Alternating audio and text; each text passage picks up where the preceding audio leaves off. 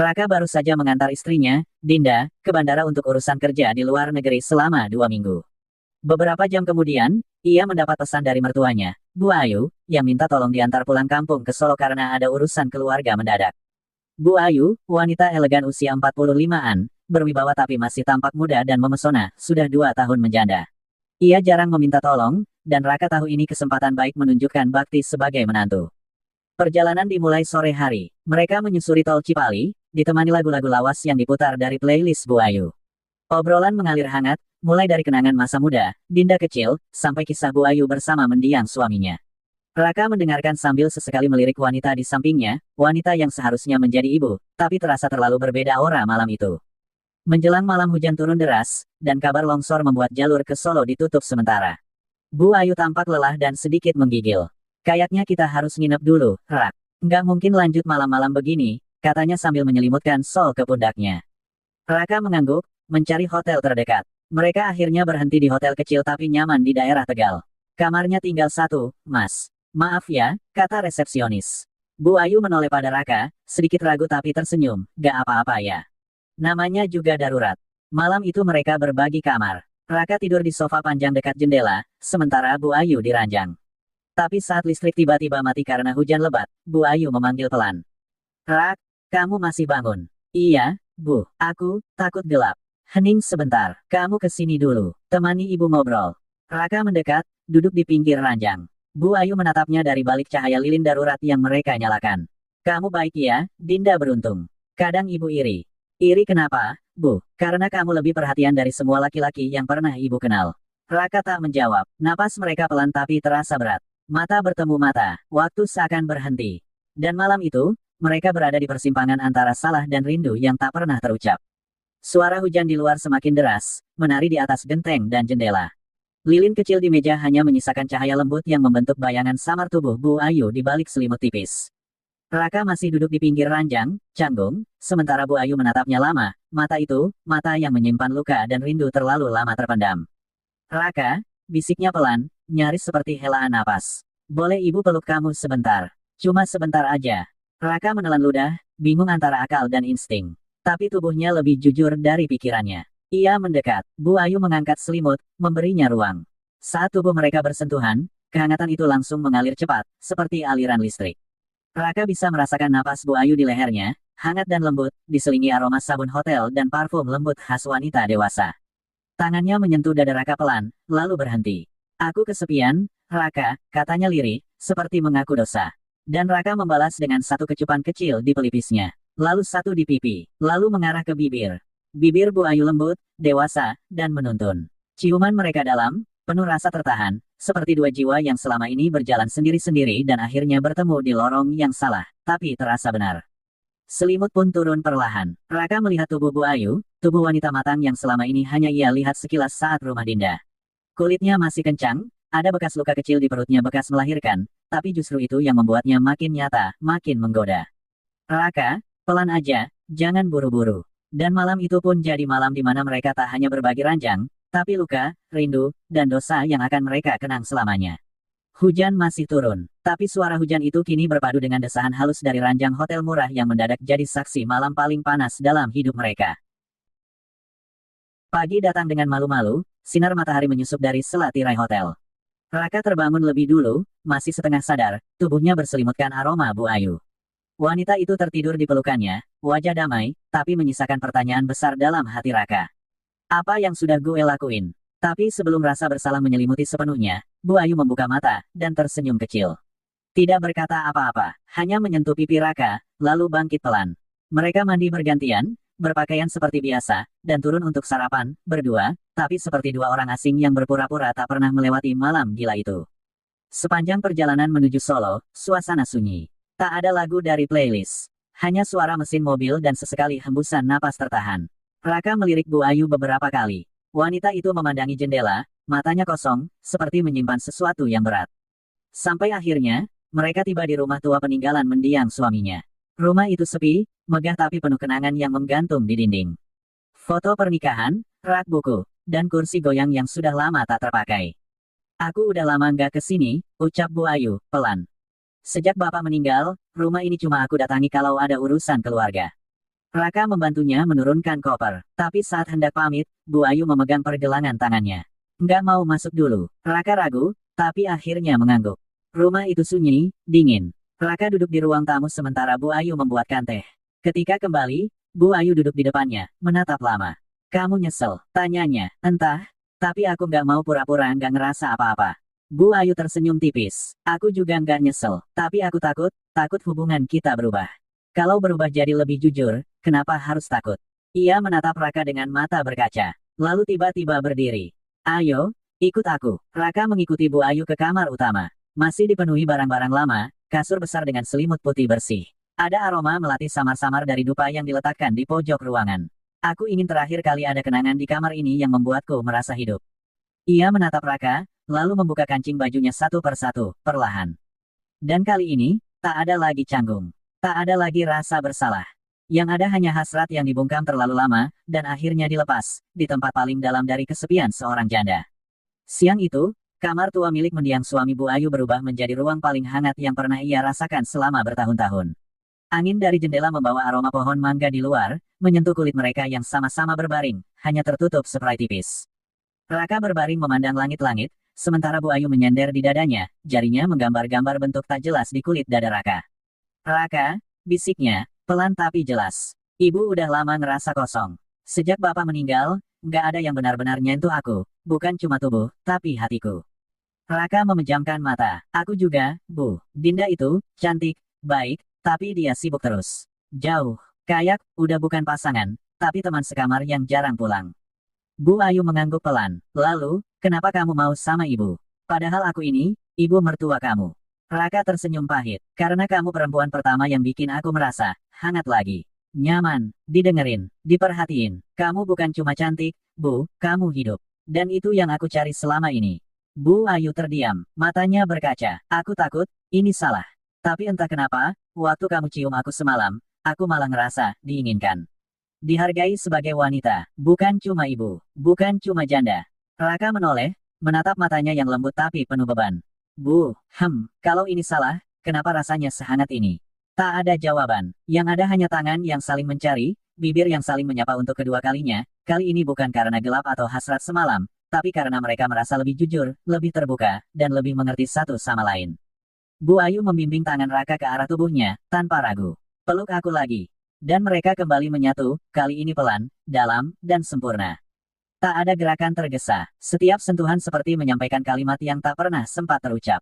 Tangan mereka saling mengejar rindu, kaki bertaut, dada berdesak, napas menyatu. Mereka bicara dalam diam, menyampaikan luka dan cinta lewat irama tubuh yang paham betul arah satu sama lain.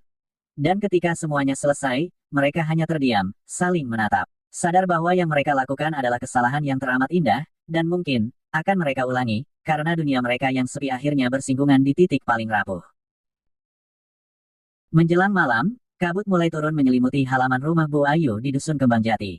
Angin dari arah sawah membawa hawa dingin yang menusuk kulit. Suara jangkrik bersahut-sahutan di kejauhan, sementara lampu gantung di teras rumah tua itu berayun pelan, memantulkan bayangan remang ke dalam kamar. Bu Ayu mengenakan daster putih tipis, tanpa lengan. Rambutnya digelung seadanya, tapi justru dari kesederhanaan itulah pesonanya muncul. Ia menuangkan teh ke cangkir Raka sambil duduk menyilangkan kaki di depan perapian kecil yang dinyalakan dengan kayu bakar dari gudang. Dingin ya malam ini, ucapnya lirih. Raka menyesap teh itu pelan. Tapi kamu angetin semuanya, Bu.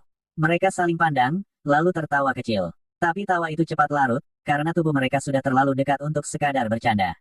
Mata mereka menyimpan bara yang belum habis sejak siang.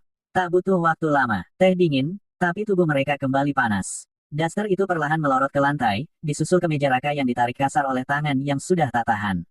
Mereka melakukannya lagi, kali ini di depan perapian. Tubuh mereka bercahaya merah temaram, seperti siluet dua bayangan yang saling melebur. Setiap gerakan lebih liar, lebih mendesak, seperti dua jiwa yang tahu waktunya tak lama tapi ingin menikmati tiap detiknya. Bu Ayu membisikkan nama Raka di telinganya, dengan suara nyaris terisak. Campuran antara kenikmatan dan ketakutan yang dalam. Raka memeluknya lebih erat, menyusuri setiap inci tubuh wanita yang semalam masih ia sebut ibu. Tapi malam itu, Bu Ayu bukan ibu siapa-siapa. Ia adalah wanita yang menginginkan lelaki di depannya dengan seluruh tubuh dan jiwanya. Baru saja mereka menyelesaikan perjalanan yang membakar tubuh dan pikiran, ketika ponsel Raka yang tergeletak di meja bergetar. Satu pesan masuk, dari Dinda. Sayang, Kabar baik, urusanku selesai lebih cepat. Aku pulang lusa. Kangen kamu. Raka membaca pesan itu dalam diam. Napasnya masih memburu. Keringat di tubuhnya belum kering. Dan di pelukannya, Bu Ayu baru saja rebah, puas, dengan pipi yang bersandar di dadanya. Siapa? Tanya Bu Ayu pelan, tanpa membuka mata. Raka menggenggam ponsel erat. Dinda, dan malam yang tadi terasa sempurna, berubah menjadi sunyi yang tegang. Tapi anehnya, dari tatapan Bu Ayu yang menatap Raka penuh keberanian, tampak jelas satu hal. Dia belum ingin ini berakhir. Dan Raka, mungkin juga tidak. Setelah membaca pesan dari Dinda, Raka menyimpan ponsel pelan. Ia pikir suasana akan berubah, mungkin jadi canggung, atau mungkin Bu Ayu akan menjauh. Tapi yang terjadi justru sebaliknya. Bu Ayu mengangkat kepala, menatapnya dalam remang. Besok kamu pulang, kan? Iya, Bu Ayu mengangguk pelan, lalu duduk tegak di atas Raka. Berarti malam ini, malam terakhir kita. Raka mengangguk, walau dalam hati sendiri pun belum yakin. Dan Bu Ayu tersenyum, senyum yang bukan sedih, tapi haus. Lapar, penuh api. Kalau begitu, ibu nggak mau tidur malam ini. Ia membungkuk, mencium leher Raka, lalu naik ke bibirnya. Ciumannya dalam, perlahan, seperti ingin merekam rasa itu ke dalam tulangnya. Tangannya menjelajahi tubuh Raka yang bahkan belum sempat benar-benar istirahat sejak siang tadi. Raka mencoba berkata sesuatu, tapi lidah Bu Ayu membungkamnya dengan manis. Malam pun kembali menyala. Di atas ranjang tua itu, tubuh mereka beradu dalam gelap, panasnya menyaingi bara perapian. Bu Ayu tak lagi malu, tak lagi ragu. Gerakannya luwes, penuh pengalaman, dan tiap bisikan di telinga Raka membuat darahnya mendidih lagi dan lagi. Aku belum puas, belum cukup, tolong Raka, malam ini jadi milik ibu saja, ya. Dan Raka, meski tubuhnya mulai lelah, tetap mengikuti. Karena siapa yang bisa menolak perempuan seperti Bu Ayu malam itu? Mereka berpindah tempat, dari ranjang ke lantai beralas karpet, lalu ke kursi rotan di dekat jendela, bahkan sempat di depan lemari tua yang berderit tiap kali tubuh Bu Ayu bergoyang di pelukan Raka. Udara dingin Solo tak mampu menyentuh mereka, karena tubuh mereka sudah jadi bara. Jam demi jam berlalu, tubuh Raka gemetar bukan karena kedinginan, tapi karena seluruh tenaganya sudah terkuras. Napasnya tersengal, tubuhnya nyaris tak bisa berdiri. Sementara Bu Ayu, masih memandangnya penuh rasa. Ia mendekat, mengelus dada Raka yang telentang di kasur, rambutnya kusut, tubuhnya telanjang penuh bekas gigitan dan cakaran halus. Lemas? Iya, bisiknya sambil tersenyum nakal. Raka hanya bisa tertawa kecil, pasrah. Bu, aku nyerah, beneran. Bu Ayu tertawa pelan, membelai pipinya dengan lembut. Tapi kamu bahagia, kan? Raka mengangguk. Ini, malam paling gila dalam hidupku. Bu Ayu pun rebah di sampingnya. Mereka berdua terdiam, saling memeluk, mendengarkan suara malam yang perlahan sepi. Dan saat ayam jantan berkokok di kejauhan, tanda pagi mulai menjelang, Raka tahu satu hal. Dia tidak akan pernah bisa melihat Bu Ayu dengan cara yang sama lagi. Pagi di Dusun Kembang Jati tak pernah terlihat seindah ini bagi Raka, tapi juga tak pernah sesedih ini. Ia berdiri di teras rumah Bu Ayu, menatap kabut yang mulai terangkat. Kopernya sudah di tangan, mobil siap menunggu di depan. Bu Ayu berdiri di sampingnya, mengenakan baju rumahan dengan rambut disanggul seadanya. Tapi tetap saja, cantik. Tetap menggoda. Pulanglah, Raka, ucap Bu Ayu pelan. Sebelum kita makin susah lepas. Raka menatapnya. Apa harus? Harus, jawab Bu Ayu, lalu menunduk. Tapi bukan berarti aku nggak ingin kamu tetap datang lagi nanti. Belum sempat Raka menjawab, suara motor tua meraung dari kejauhan. Seorang pria parubaya, dengan jaket lusuh dan topi pet usang berhenti di depan pagar rumah Bu Ayu. Wah, Jeng Ayu, ladalah, beneran pulang kampung toh. Bu Ayu tersenyum ramah. Pak Tejo turun dari motornya, berjalan dengan santai. Bekas kades Dusun Kembang Jati itu dulu dikenal sebagai pria yang humoris, pandai merayu, dan sedikit terlalu dekat dengan beberapa janda di desa. Lama ya kita nggak ketemu, ujar Pak Tejo, menatap Bu Ayu dengan sorot yang tak bisa ditutupi, mata pria yang masih menyimpan rasa. Iya, Pak, baru sempat sekarang. Pak Tejo mengangguk-angguk, lalu menoleh pada Raka. Oh, ini siapa, Jeng? Anak. Bu Ayu agak ragu. Ini Raka, suami Dinda, anakku.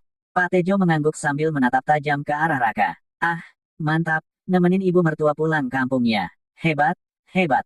Lalu Pak Tejo menoleh lagi ke Bu Ayu, dan dengan suara agak lebih pelan tapi cukup didengar Raka, ia berkata. Jeng, aku sekarang sendiri loh. Bu Tejo udah nggak ada setahun ini. Kalau nanti malam nggak sibuk, bolehlah saya mampir, ngobrol-ngobrol kangen masa muda. Raka yang sedang membuka pintu mobil tiba-tiba berhenti. Dadanya terasa sesak, matanya menatap ke arah Bu Ayu yang cuma tersenyum, lalu mengangguk kecil. Terserah Pak Tejo, rumah ini ya masih rumah lama. Raka masuk ke dalam mobil dengan perasaan campur aduk. Ia menyapa singkat Pak Tejo, lalu menyalakan mesin. Saat mobil mundur perlahan meninggalkan halaman, ia sempat melihat lewat kaca spion, Pak Tejo masih berdiri di dekat Bu Ayu, berbicara ringan sambil tertawa kecil. Dan Raka tahu satu hal. Ia cemburu, padahal seharusnya tak ada ikatan, tak ada status. Tapi malam-malam yang mereka lewati tak bisa dianggap main-main. Saat melaju di jalan desa, Raka mengumpat pelan. Pak Tejo, jangan macam-macam loh. Dan mungkin, untuk pertama kalinya, Raka mulai sadar, ia tidak sekadar tergoda oleh mertua. Ia mulai memiliki rasa. Matahari mulai tenggelam di balik perbukitan kecil di ujung dusun Kembang Jati. Langit oranye keemasan mewarnai halaman rumah Bu Ayu yang perlahan kembali sepi. Tapi di dalam hatinya, badai justru sedang berkecamuk. Sejak Raka pergi pagi tadi, bayangannya belum hilang. Bekas ciumannya masih terasa di bibir. Aroma tubuhnya masih tertinggal di bantal yang belum dicuci. Dan dada Bu Ayu masih terasa hangat, seperti tak rela kehilangan sesuatu yang baru saja ia rasakan lagi setelah bertahun-tahun. Di dapur, Bu Ayu berdiri lama memandangi cangkir teh yang sudah dingin. Suara motor terdengar pelan di kejauhan. Pak Tejo, sesuai janjinya, ia datang malam ini. Assalamualaikum, Jeng Ayu, suaranya dari luar, ramah, tapi ada nada menggoda yang tak bisa Bu Ayu abaikan. Dengan pelan, Bu Ayu membetulkan letak kerudung tipisnya, menatap pantulan wajahnya di kaca jendela. Ia termenung. Haruskah ia buka pintu itu? Sementara di waktu yang sama, di mobil yang melaju di jalan tol menuju Solo, Raka menggenggam ponselnya erat. Sebuah pesan masuk. Dinda, sayang, aku udah di Sragen. Sampai rumah jam 8. Kamu di mana sekarang? Raka menatap jalanan gelap di depannya. Wajah Dinda terbayang, tapi yang lebih kuat justru wajah ibunya. Tatapan Bu Ayu di pagi tadi. Sentuhannya, desahannya, apakah semuanya sudah berakhir? Atau, baru saja dimulai? Di dusun Kembang Jati, suara ketukan di pintu terdengar 3 kali. Tok, tok, tok. Bu Ayu menggenggam gagang pintu. Ia belum bergerak, dan saat layar gelap menutup, suara Bu Ayu terdengar lirih, hampir tak terdengar.